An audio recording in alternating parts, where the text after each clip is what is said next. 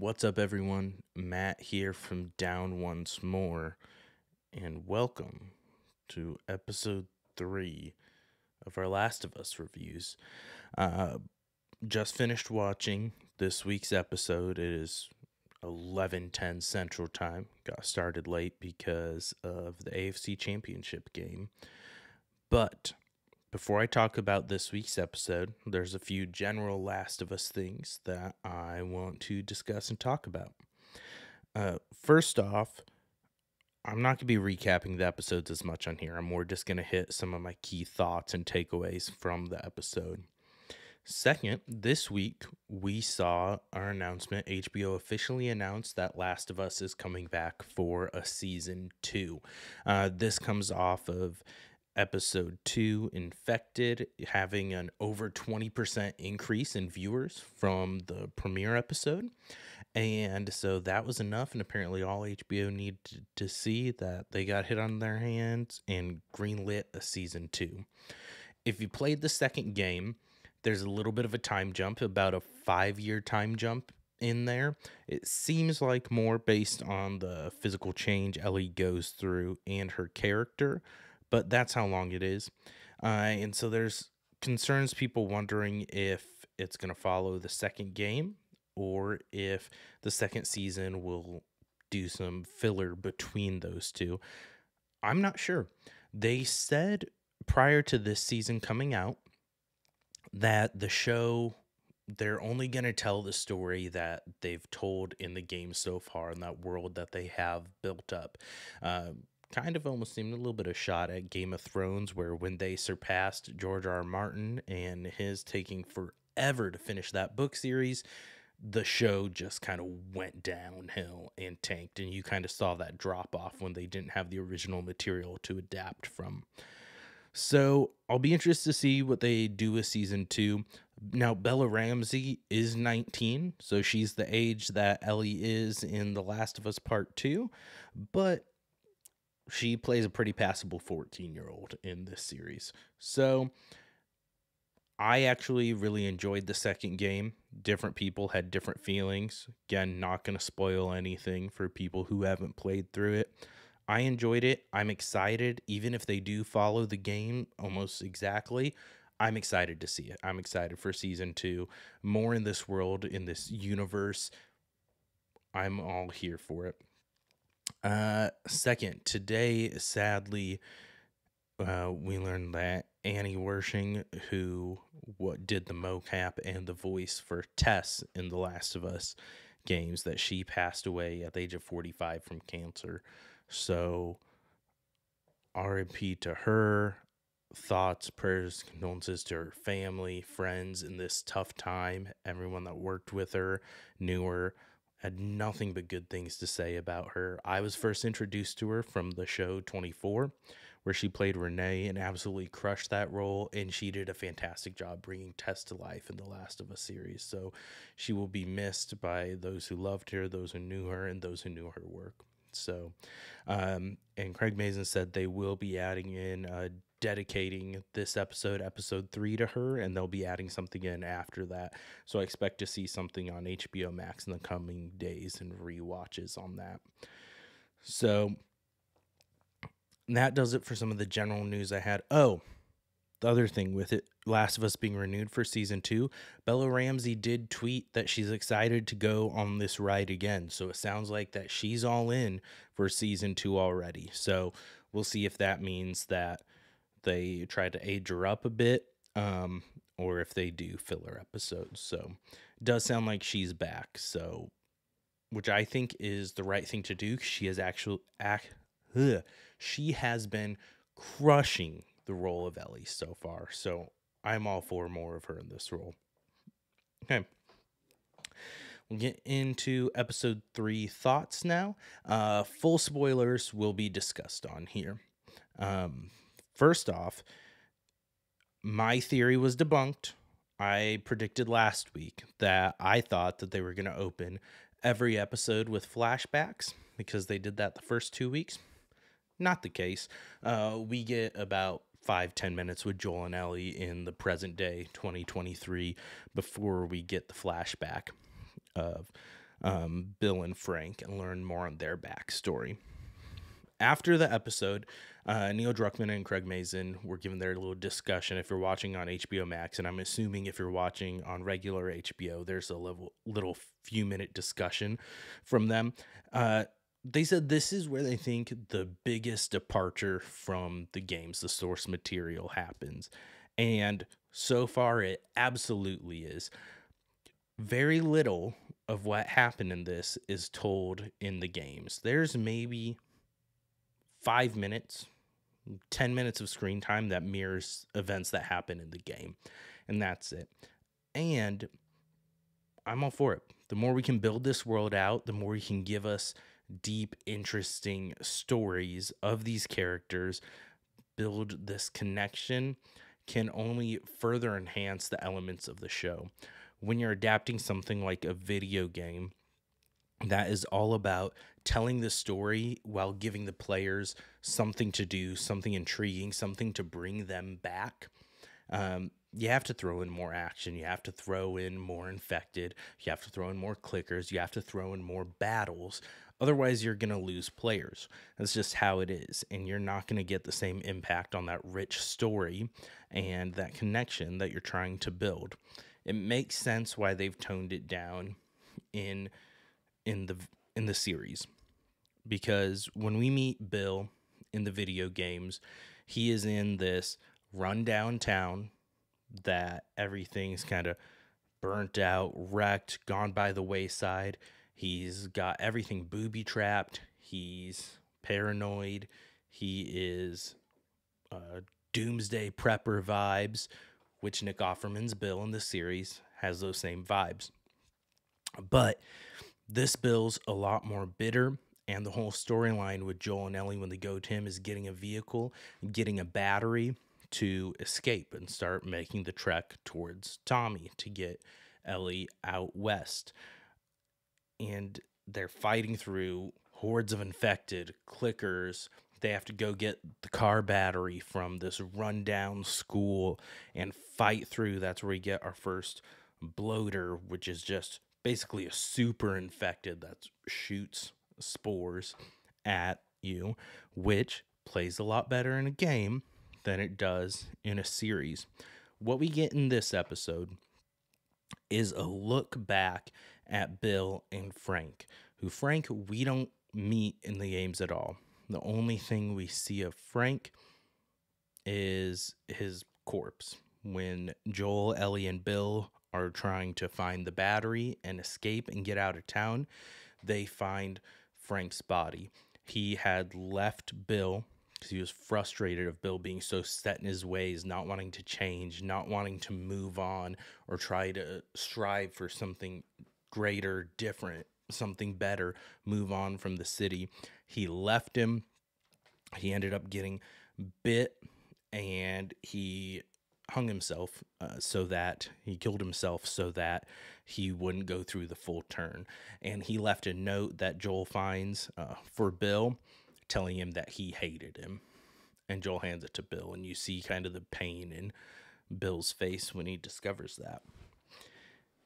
In this episode, the only interaction that Bill and Joel have are through flashbacks of Bill and Frank when they have their life together, and they have like a dinner party scene with Tess, and you see the parallels between Bill and Joel and then Frank and Tess. So it was nice to see Anna Torv back as Tess in a little more cheery circumstances and not making out with an infected, which Craig Mazin, Neil Druckmann, they all kind of address that. I still have mixed feelings on it. Still don't love it. Not as bleh about it as I was in last week's review. But that's the only interaction those characters meet. We see that Bill is kind of a Joel cranked up to 11 in this. But just some really interesting moments that kind of stood out to me. The first is just seeing Ellie's wonder, something that is hinted at in the game, and you see certain moments of it. But in the series, we're really getting our first taste of Ellie is only grown up in this world with the infected and the QZs and everything like that. She sees a wrecked plane and she's just amazed by the thought of airplanes and being able to fly and being up in the sky. And how did that happen? And just asking Joel about flying and what that was like. And then at the end of the episode, they get in the car to head towards Wyoming, and Tommy, Joel tells her to put her seatbelt on, and she just looks at him confused. She has no idea what the fuck a seatbelt is, because that's not something she would know, that she has grown up with. So just these little things to remind you that this 14-year-old girl, this is all she's known, is this apocalyptic, infected, just torn apart world. And so really helps build those layers of her character as well. She's constantly inquisitive, asking Joel questions, and he's getting frustrated with him in the beginning, just like she is in the games. In the show, we see an arcade game. It's the Mortal Kombat 2 arcade game. She said that she had a friend who knew everything about this. And that's a nod. In the video games, we get those same discussions. In the video games, they can't reference Mortal Kombat. It's called Angel Knives. It's a made-up in-universe fighter game like that. And so it's nice to see those little nods to it. And then we get to our flashback. It starts in 2003 again. And how we kind of trigger the flashback is Joel shows Ellie just there's these skeletons. He doesn't show her. He tries to shield her from it. There's just, in this ditch, there's just skeletons with tattered fabric and clothes that he says that back when the infection started, that soldiers would go to small towns, load up everyone, say they were taking them to the QZs, and that was their intention. But if the QZs were full, they killed them all because a dead person couldn't get infected. So you see just that cold world and how crazy things were then. And I don't know, there's so many stories that could be told in the years between 2003 and 2023 when the infection takes place, with Joel, with Tommy, with Tess. There's a lot left hanging in that time period that they could fill things up in other seasons. Both Bella Ramsey coming back and the connection they're going to build with Ellie in season 1, I don't think it wouldn't make much sense to go a full flashback season for season 2. The only show I've seen that's really done that was Spartacus did it. They went to, it was I think Stars series, maybe it was Showtime, but I'm pretty sure it was Stars. And they did that. They did a prequel season in season 2 to go back, but it was because the main actor who played Spartacus, he had cancer, and so they were kind of trying to pivot and figure out where they were going from that and be respectful to his legacy before moving on. And so I don't think they'll do that here, but with how the story that they're giving us and building all these characters up on things that are just kind of throwaway plot lines or comments in the game and really expanding on it and building out that world, it makes me want to see more of that time period that we don't get to see in the games. Another thing that came out this week was Neil Druckmann. He was asked about part 3 and where they were at on that. And he said they're not getting any pressure from Sony, PlayStation. His whole thing is love.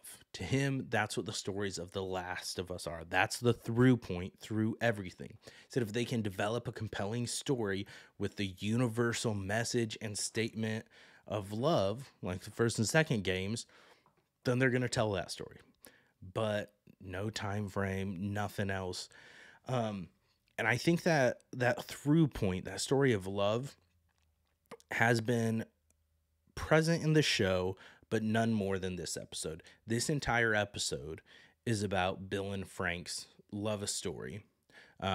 It's just their relationship is pretty vague and not very strongly told in the games.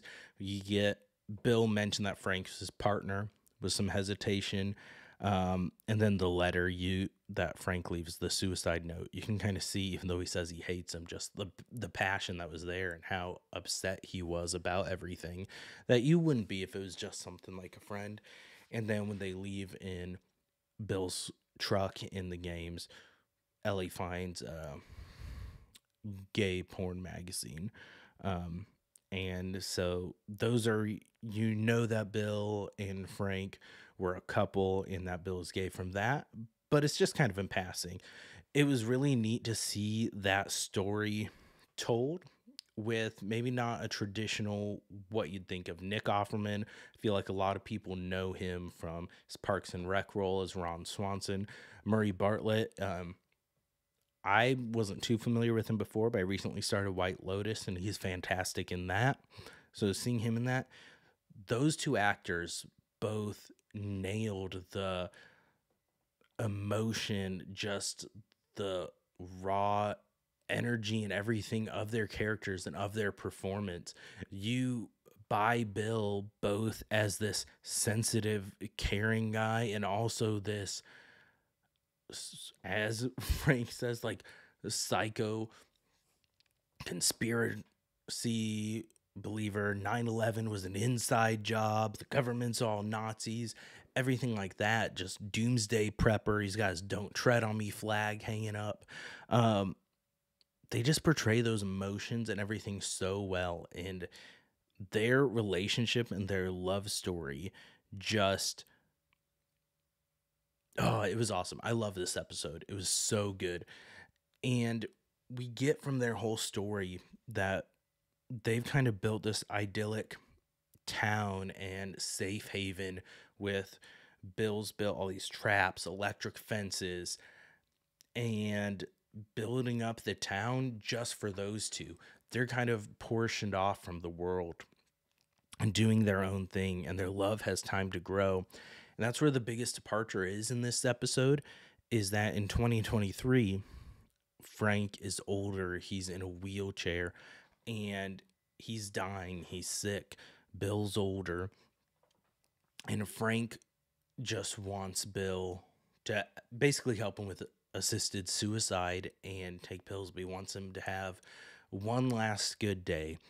He wants him to go to the boutique. He wants Bill to wear whatever Frank picks out for him. He wants them to get married. He wants them to have a good meal together.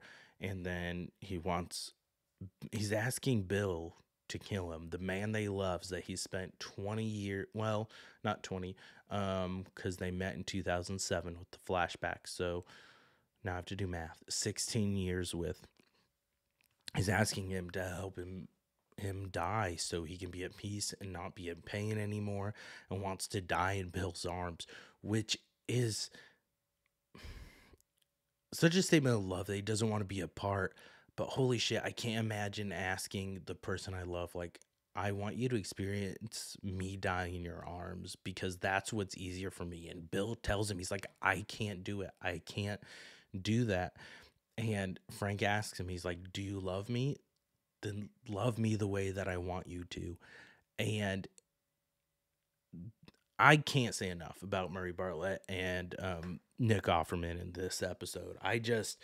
Their whole story is fantastic, and hats off to Neil Druckmann and Craig Mazin for going this direction, for building out that world. And how Craig Mazin said they kind of wanted to tell the story and see that progression of what happened over the course of the infection and how things progressed in one man's life.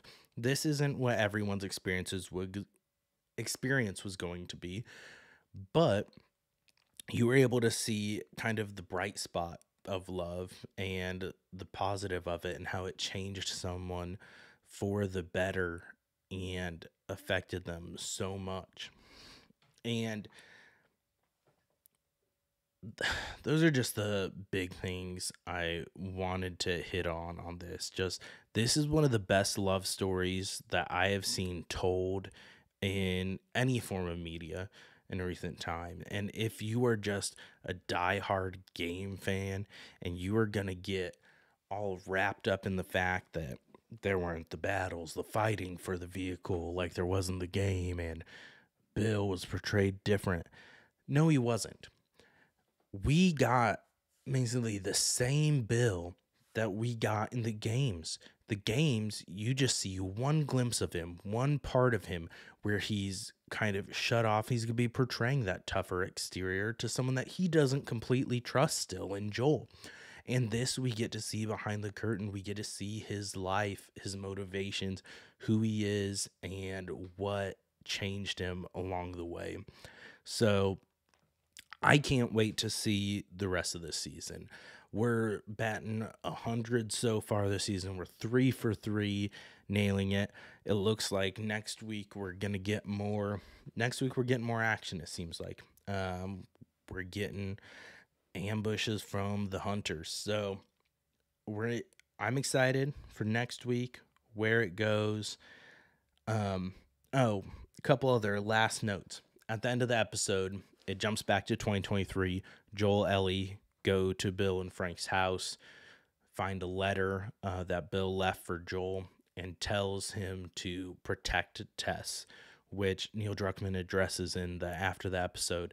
That just kind of reminds Joel of his failure. He couldn't protect his daughter, he couldn't protect Tess, and now he has Ellie, and he is kind of not destined, but it's his mission. He has to protect her because she's important, and he's starting to believe a little bit more, partially because Tess pushed him to, and that belief, and so he already feels like he failed Tess in one thing. He doesn't want to fail her again. And so when they're in Bill and Frank's house, Ellie's rummaging through drawers and stuff, and that just felt like a scene from the game, because that's what you're doing all the time. You're trying to find duct tape, scissors, knives, medicine, everything like that. And Ellie finds Frank's gun and stashes it in her backpack, doesn't tell Joel about it, and stashes it. So now she's armed. So I am excited to see where the series goes. I'm going to leave it there for the night and try to get this edited and up. Thank you for those who have been watching. Comment below your thoughts on this episode. If you had a favorite line, moment that stood out from you. Comment without spoilers for the rest of season 1 or the game. If there's something different you'd like to see, or a pitch you have for season 2, that you'd like to see them extend this series out. Because, man, with how well they've been nailing it, yeah, I don't want it to just end at 2 seasons, but if they stick to what they said and don't surpass the game, that's what we're looking at. So, thank you everyone for tuning in. A new episode of Full Podcast, Down Once More, comes out on Wednesday, February 1st. It is a look back at, we've officially been doing it for 1 year. So that's kind of a clip show, some of me and my co-host Rayleigh's favorite moments from the last year. So be watching for that. Like, comment, subscribe. Check us out on Instagram. It's where I post the most updates. And don't forget to go down once more. And we'll see you next week for episode 4 of The Last of Us.